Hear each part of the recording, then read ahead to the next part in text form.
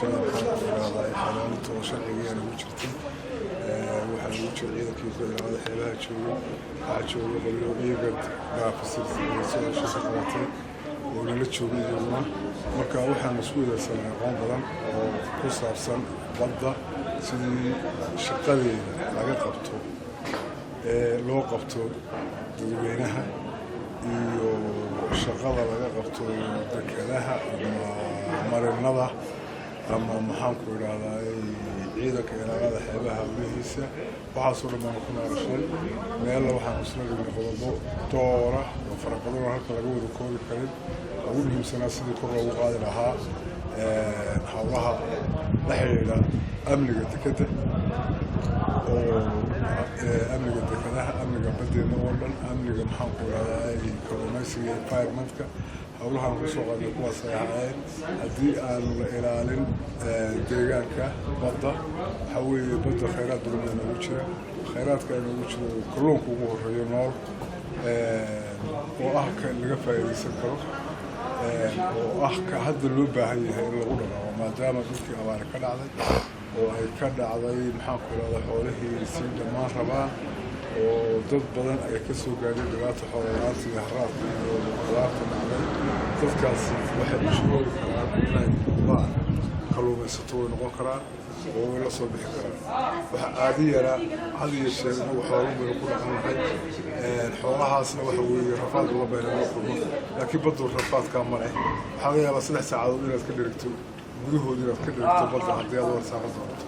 laakiin haddaad xoolo daba socoto waxaa laga yaabaa inay maalmo iyo bilo iyo kugu qaataan intay kuu dhalayaan iyo intay kugu korayaan iyo intaad manaafacaad ka helayso marka waxyaabahaas oo dhan sidii amniga loo sugi lahaa amni haddii la sugo wax walba waa hagaagayaan marka waxaan ku soo qaadnay waxyaabahaas oo dhan ku soo qaadnay tan iyo adigoo aad u mahadsan waqtigan aad nasiisay waxaan kaloo ku weydiin lahaa waxaa jirta maraakiib dekedeena ku soo gashaan badeena ku soo gashaan sharci darro maxaa tallaabaa ka qaadaan markaa ku qabataan kuwa sharci darrada badeena ku soo gala maraakiibta horta dekedaha timaada iyadoo sharci darro maaha dadka yimaadaan si toos u yimaadaan ama badeecad bay sidaan ama waxbay sidaan waxaa sharci darro la odhan karaa kuwa kalluumaysiga annagu wixii aanu qabanay badda meel walba lama taagna baddu sida dhulkoo kale ma aha waddooyin laysu mara male meelo qof walba soo marayo oo wax ku soo arko soo sheegayo male ninba meelba ka soo gala wixii aanu la kulanno aanu qabano annagu waxaanu keenaa sharcigaanu keenaa oo maxkamadaheena lagu xukumaa qaarkood maxaan ku idhaha lacag badan baa la ganaxa qaar waxaa la ganaxa digniin iyo ganax baa la sugu daraa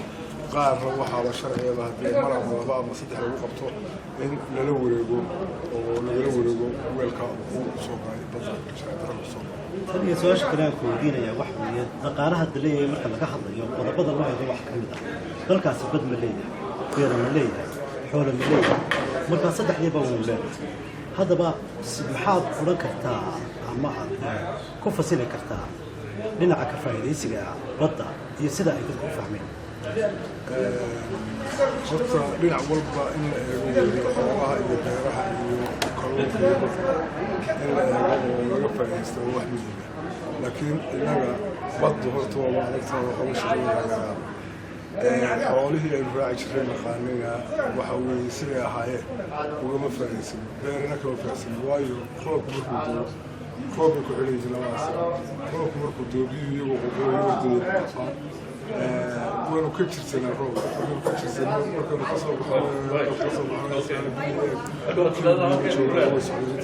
marka waxaa loo baahan yahay in dhinac walba taana loogu talagalo oo roobkii biyihii la joojiyo xagga xoolaha ta kalluumaysigana waxa weeye in loo weel samaysto oo loo tababarto oo sidii wax loogula soo bixi lahaa looga faa'iidaysto isagaa ka badan oo inta bariga ku nool iyo inta badda ku nool nooc walba waa laga helayaa badda waxaa laga helayaa kalluunkii waxaa laga helayaa farsadii waxaa laga helayaa qubadii waxaa laga helayaa waxaa laga helayn ma jirto marka baddii inoo soo jeesto dadka inoo soo jeesto waa laynala yaalaya haddii lana xeebta intaa leeg baynu leenahay xeebta intaa leeg baynu leenahay kalluumaysta baddeena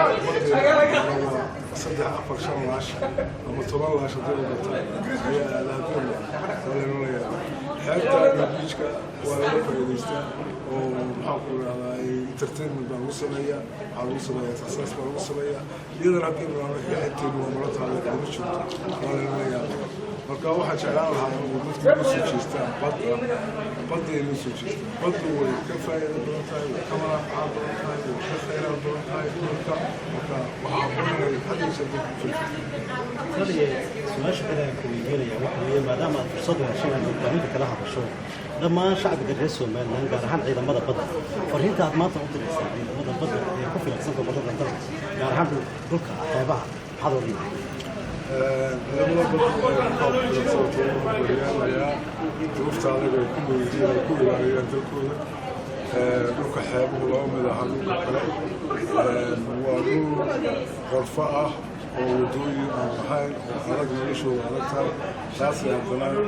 dalkooda u horay naftooda inay u adeegaan oo ka ilaaliyaan cadowga iyo waxa ku imanaya marka iyaga taa waa lagu hambalyeynaya dadweynaha xeebaha ku nool iyo dadka kalluumaysatada iyagana waxaa lahay ciidanka badda inaad la shaqaysaan wixii aad soo aragtaan amni darra ah amni darradu maaha keliya waxa isqarxinaya iyo waxa qadis la dhacaya kaa kalluunka kaa hadayaa amni darradu ku jira marka wixii aad aragtaan waxaasoo kale inaad kusoo ragolgalaysaan ciidanka ilaalada xeebaha ayaanu ka codsanayna madaxweynaha kalluumaysta kuwa xeebaha degan waxaanu ka codsanaynaa inay nala shaqeeyaan oo wixii amni darro keenaya iyaguna ay nagala shaqeeyaan noo soo ragolgalayaan meelo badan baa ciidanka igu joogaan dhulkaasoo dhan in maxaan ku dhaha ciidanku ay kala shaqeeyaan